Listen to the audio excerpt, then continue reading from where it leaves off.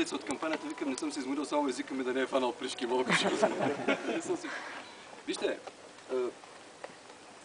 аз като представител на БСП, мисля, че сме показали, че сме най-така голямото острие, което се грижи за пенсионерите, но трябва да се грижим и за младите хора. Между другото, винаги казвам така, дайте да гледаме обективно на нещата. През тези 4 години, абстрахирайте се от всичко друго.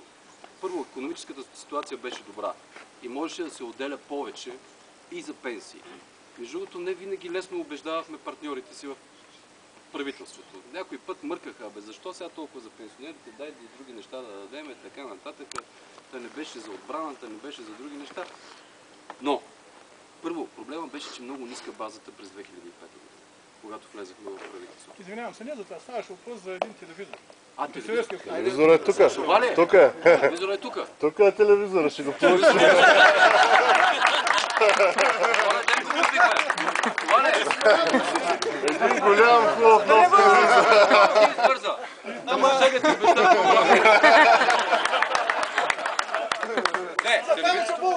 Телевизора, който доктор Беров е обещал, сме го взели и е тук, приемил и ти го носим. Тук да го връчим. И ти го носим. Да използваме аудиторията. Един хубав, нов, голям телевизор, ще се видите сами. Но, така и така бях взел думата. Вижте, много е важно в момента, трябва да е ясно на всички, че следващите месеци, една година няма да се лесни. Значи, когато си говорим, трябва да говорим откровенно.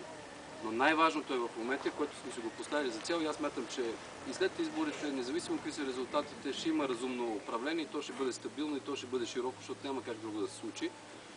Там първата защита ще бъде за работата на хората. Всичко друго може да изчака малко. Обаче за работа